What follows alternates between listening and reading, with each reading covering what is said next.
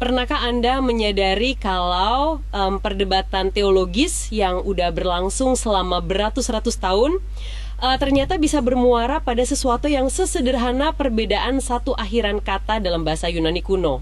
Ya, itu sering banget luput dari perhatian kita ya. Benar.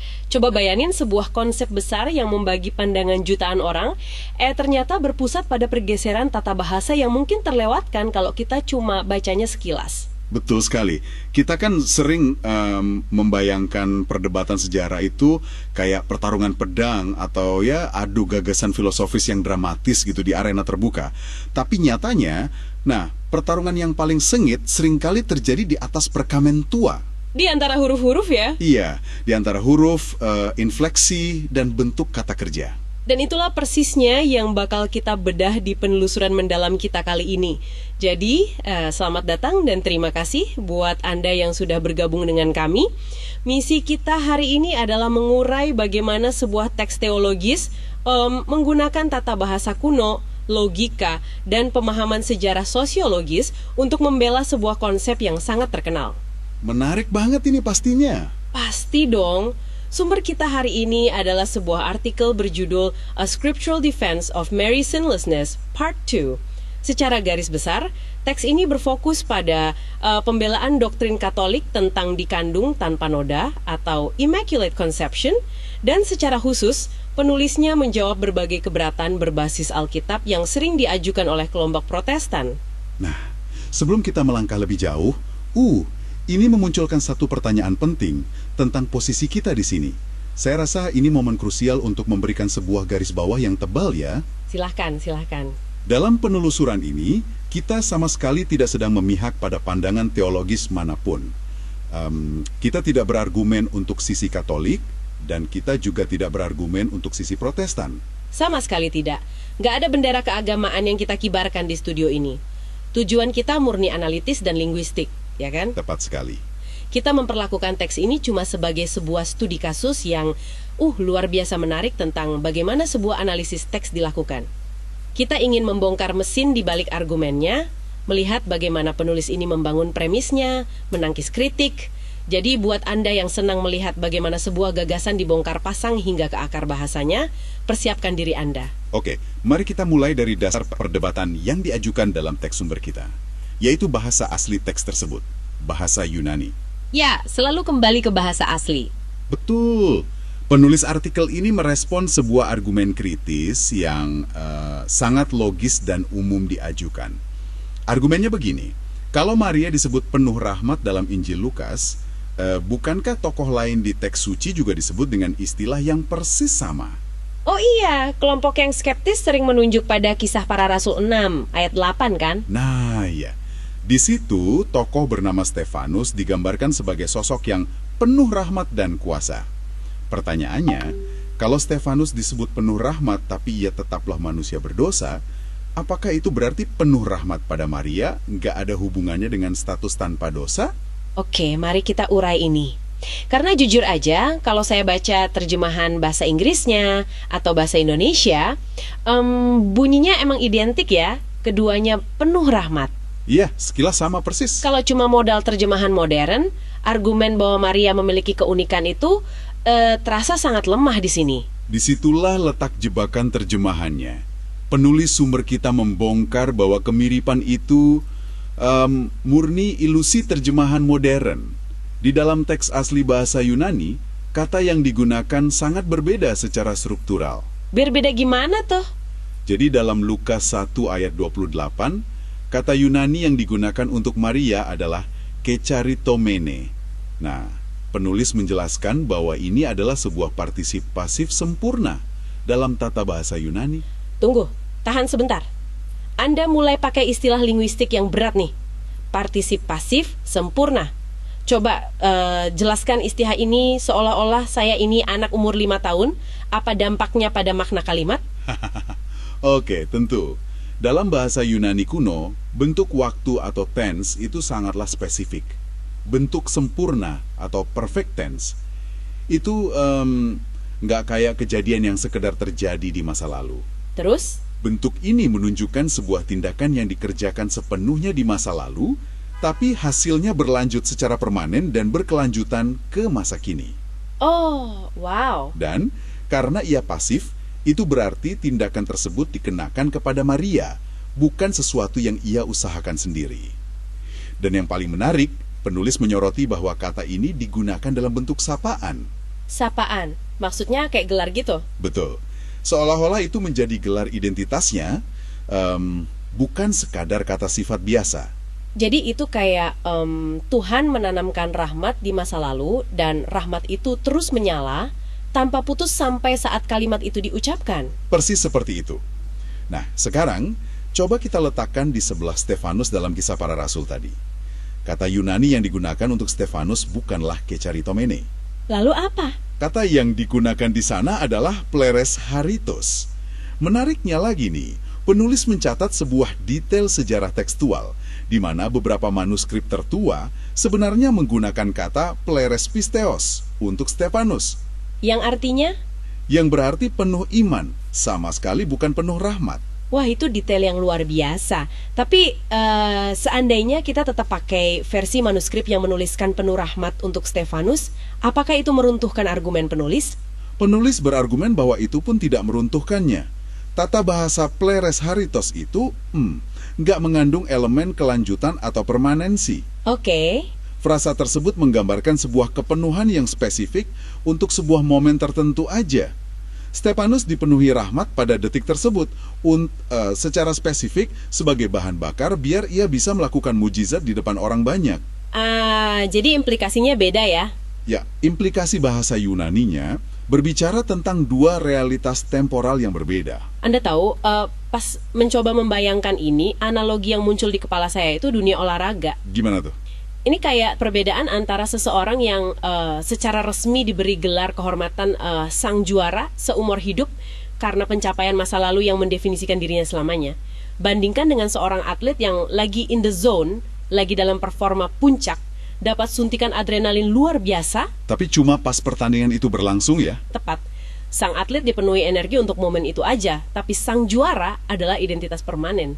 Wah, itu analogi yang sangat brilian buat menjembatani pemahaman antara kecharitomene dan pleres haritos. Dan penulis rupanya sangat teliti, dia mengantisipasi sanggahan linguistik lainnya dari surat Efesus 1 ayat 6. Ada apa di Efesus? Di sana, Rasul Paulus berbicara tentang kasih karunia yang dikaruniakan secara cuma-cuma kepada umat percaya.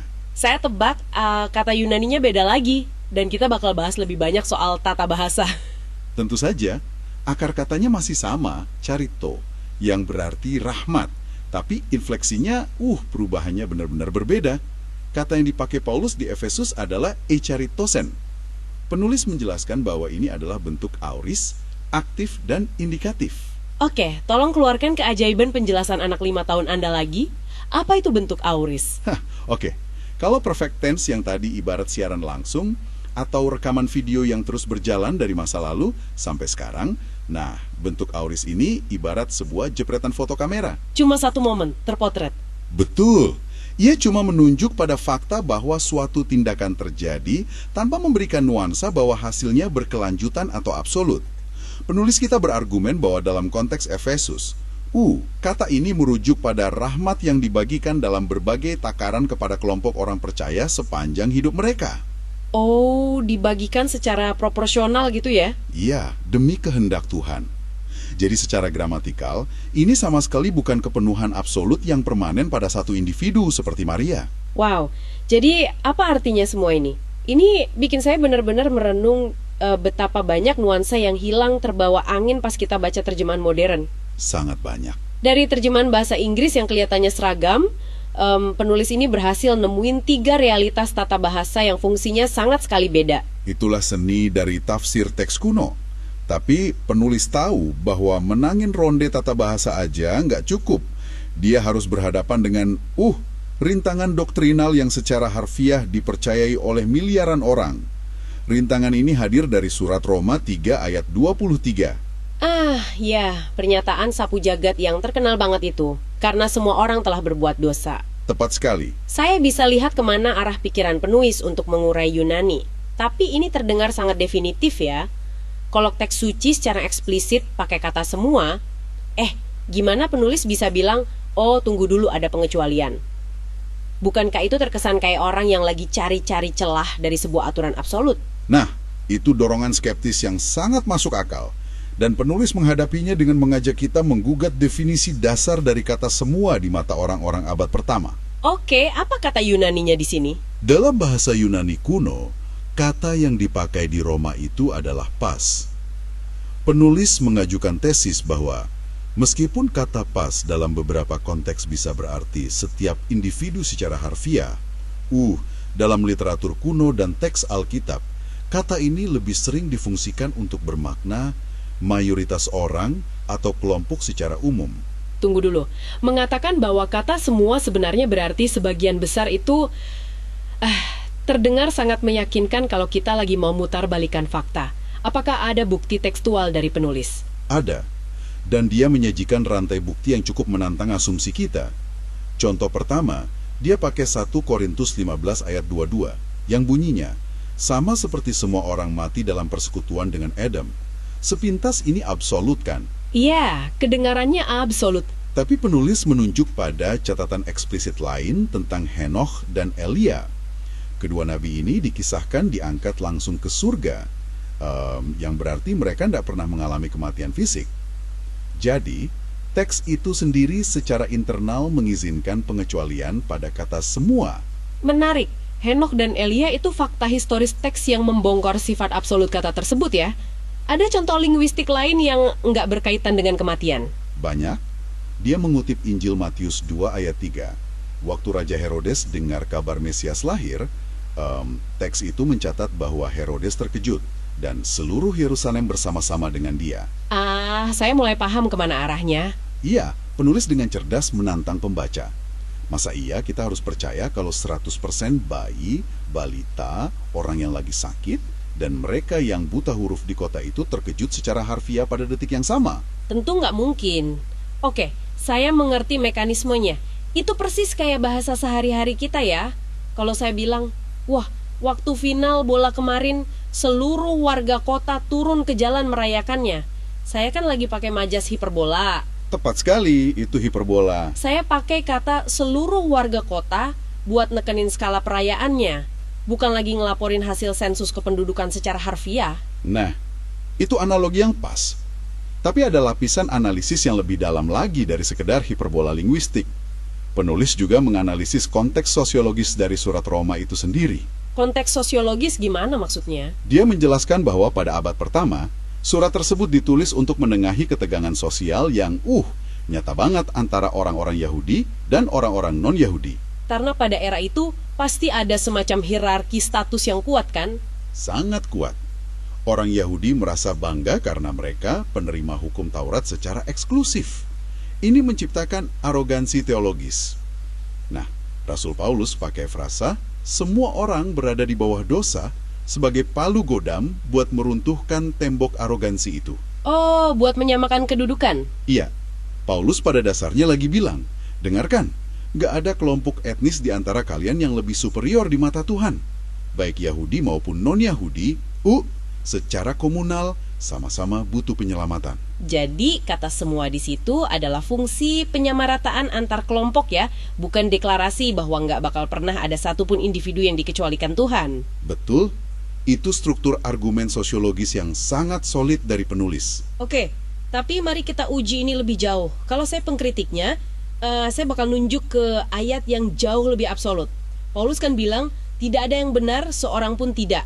Itu bukan sekedar kata semua, itu penegasan negatif ganda. Gimana penulis berkelit dari yang satu ini? Disinilah argumen penulis pindah dari sosiologis ke mekanisme literatur kuno. Ayat yang Anda sebut itu Roma 3 ayat 10-12. Penulis nunjukin bahwa di sini Paulus sebenarnya lagi mengutip Mazmur 14 yang ditulis Raja Daud ratusan tahun sebelumnya. Apa relevansinya melacak kutipan itu ke masa Daud? Ini tentang cara pengutipan kuno bekerja. Zaman dulu teks suci itu nggak punya pembagian pasal dan ayat kayak sekarang. Jadi pas seorang penulis kayak Paulus mengutip satu baris, dia bermaksud memanggil seluruh konteks teks aslinya ke pikiran pembaca. Oh, dia mau pembaca ingat keseluruhan cerita Mazmur 14. Persis. Dan kalau kita baca utuh, Daud sebenarnya lagi meluapkan frustrasinya terhadap para pemimpin Yahudi yang korup dan menindas orang miskin. Jadi penulis menyimpulkan bahwa kutipan itu cuma ekspresi puisi kesedihan tentang korupsi, bukan klaim biologi universal bahwa setiap bayi lahir dengan DNA berdosa aktif? Tepat. Penulis membuktikannya dengan nunjukin kontradiksi yang terjadi kalau kita baca secara harfiah. Coba sandingkan dengan Lukas 1 ayat 6, di mana Alkitab dengan gamblang menyebut Zakaria dan Elisabet sebagai orang yang benar di hadapan Allah. Wah, kalau ayat Paulus itu hukum absolut, teksnya bakal bertengkar dengan dirinya sendiri ya? Iya, bahkan Daud berkali-kali menyebut keberadaan orang-orang benar di Mazmur lainnya. Logika yang sangat koheren. Tapi, apakah penulis ini cuma ngandelin pembedahan literatur kuno? Karena kalau dia klaim pengecualian itu dimungkinkan, bukankah dia harus nunjukin buktinya di dunia nyata kita sekarang? Dan dia benar-benar ngelakuin itu. Bagian ini mungkin, bagian yang paling beresonansi secara emosional. Penulis membawa 3 contoh pengecualian spesifik dari kehidupan nyata. Apa aja tuh? Pertama, dia bawa contoh bayi di dalam kandungan. Dia mengutip Roma 9 ayat 11 yang secara eksplisit menyatakan bahwa bayi di dalam kandungan belum melakukan hal yang baik atau jahat. Kedua, dia nyebut anak-anak kecil yang belum mencapai usia akal budi. Biasanya di bawah 7 tahun. Ya, itu masuk akal. Secara neurologis, anak-anak itu belum punya kapasitas buat nimbang moralitas kompleks dan berontak terhadap Tuhan. Benar. Dan contoh ketiganya ini sangat personal. Penulis cerita soal sepupunya sendiri yang punya disabilitas kognitif parah sejak lahir. Sepupunya ini seumuran dengan dia, menghabiskan seluruh hidupnya di kursi roda. Gak bisa bicara, gak mandiri sama sekali. Ya ampun. Penulis merenung dan menyimpulkan, karena keterbatasan neurologis yang ekstrim ini, sepupunya gak akan pernah punya niat sadar untuk memilih berbuat dosa. Ia gak mampu melakukannya. Jadi mengklaim bahwa semua manusia aktif berbuat dosa itu sama aja mengabaikan realitas sepupunya ini. Wow, jadi penulis intinya Bilal, kalau dalam realitas medis sehari-hari aja, kita bisa nerima pengecualian buat bayi atau individu disabilitas. Kenapa tiba-tiba kita jadi kaku banget dan gak mengizinkan pengecualian pas baca dokumen kuno? Itulah ringkasan argumennya. Tapi tentu aja penulis sadar kritikus pasti punya serangan balik. Pasti dong, saya coba jadi kritikusnya ya. Gimana kalau ayat di Roma itu nggak lagi ngomongin tindakan aktif, tapi ngomongin dosa asal, dosa abstrak yang diwariskan Adam ke seluruh manusia?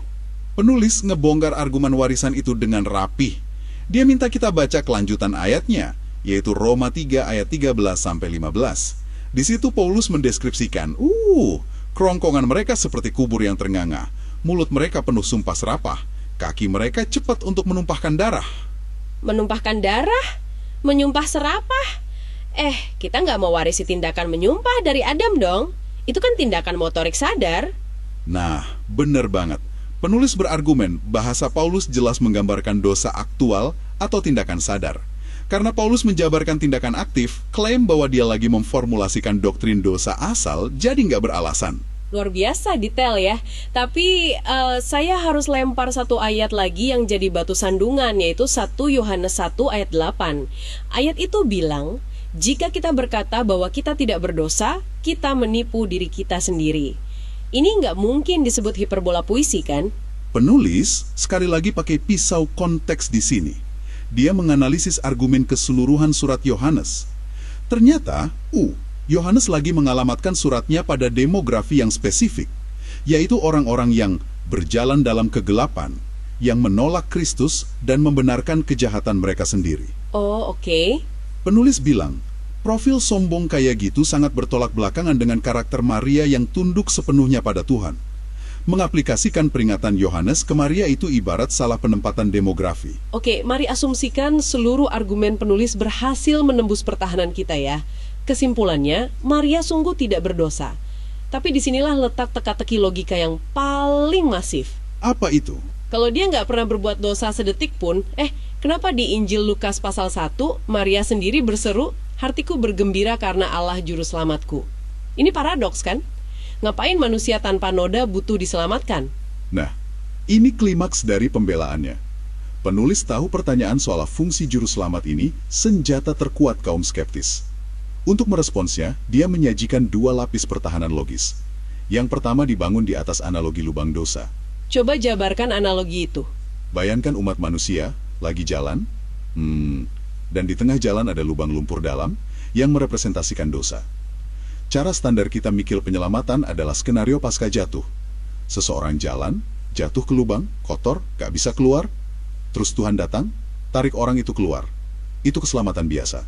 Terus skenario lainnya gimana? Penulis minta kita pertimbangin skenario kedua. Tuhan lihat seseorang jalan ke arah lubang lumpur yang sama. Tepat sebelum orang itu melangkah jatuh, Tuhan pegang tangannya dan tahan dia. Orang itu nggak pernah jatuh sama sekali. Bajunya bersih tanpa noda. Pertanyaannya, apakah orang ini tetap diselamatkan oleh Tuhan? Jawabannya tentu aja ya. Betul. Penulis berpendapat Tuhan menyelamatkan Maria secara preventif, mencegahnya terjatuh sejak sebelum melangkah. Wow, ini bagian yang paling menarik. Logika ini persis kayak ilmu kesehatan modern. Dalam dunia medis, Anda punya intervensi kuratif, Anda kena virus mematikan, diobati, dan sembuh. Anda diselamatkan. Iya, betul. Tapi ilmu medis juga punya intervensi preventif. Dokter ngasih Anda vaksin sejak bayi, jadi virus mengerikan itu nggak pernah bisa tembus sel tubuh Anda seumur hidup. Dalam skenario ini, dokter tetaplah pahlawan yang menyelamatkan nyawa Anda, kan? Keduanya sama-sama penyelamatan. Analogi vaksin yang Anda sebutkan itu menyempurnakan maksud penulis secara cemerlang. Sangat relevan. Nah, ingat, penulis bilang itu baru jawaban pertama. Lapisan kedua berputar pada konsep penyelamatan temporal. Penyelamatan temporal, apa maksudnya? Pikiran modern kita itu kalau dengar kata diselamatkan, refleksnya langsung mikirin akhirat, selamat dari neraka ke surga. Padahal penulis membeberkan banyak bukti di mana kata juru selamat di teks kuno itu merujuk pada pembebasan fisik atau keadaan duniawi. Temporal, misalnya diselamatkan dari perbudakan Mesir atau badai di lautan. Jadi hipotesisnya pas Maria nyebut Allah juru selamatnya, ada kemungkinan dia lagi ngomongin transformasi hidupnya di bumi. Bukan cuma kemungkinan, penulis minta kita lihat langsung kelanjutan nyanyian Maria. Segera setelah nyebut juru selamat, dia secara eksplisit menjabarkan bentuk penyelamatan itu. Tuhan telah memperhatikan kerendahan hambanya, mencerai-beraikan orang congkak, meninggikan yang rendah. Pergeseran status sosial ya? Iya, ini tindakan pergeseran sosial ekonomi. Tuhan secara literal mengangkat derajat Maria dari gadis miskin tak dikenal jadi figur sentral yang dihormati melintasi milenium. Keselamatan yang dia nyanyikan adalah intervensi sejarah dari keterpurukannya. Struktur ganda yang berlapis-lapis. Jadi kalau Maria bahas keselamatan kekal, analogi vaksin preventif menyelesaikannya. Tapi kalau bahas konteks teks, sangat mungkin dia lagi ngomongin keselamatan dari kehampaan sejarah. Dua rute yang berbeda, tapi dua-duanya melucuti argumen sanggahan. Tepat. Penulis kita membuktikan tesisnya bukan dengan dogma buta, tapi merakit argumen dari linguistik kuno, sosiologi, dan penalaran yang koheren. Sungguh perjalanan pikiran yang padat banget ya. Mari kita simpulkan penelusuran kita hari ini. Kita mulai dengan niat membedah argumen kuno, dari mekanisme Yunani ke Caritomene, lalu melihat fungsi sosiologis kata semua, sampai ke analogi pencegahan jatuh ke lubang. Dan pesan buat Anda, para pendengar, penelusuran ini bukti nyata betapa pentingnya membaca informasi dengan ketelitian tinggi. Entah Anda baca dokumen kuno atau kontrak hukum di meja Anda, jangan pernah menyerah pada terjemahan permukaan. Selalu pertanyakan konteks kata semua yang dipakai penulisnya. Konteks itu selalu memegang tahta tertinggi. Panduan analisis yang luar biasa. Nah, sebelum berpisah, melihat betapa kompleksnya pondasi makna di balik satu kata Yunani kuno tadi, saya punya pemikiran provokatif buat Anda renungkan minggu ini.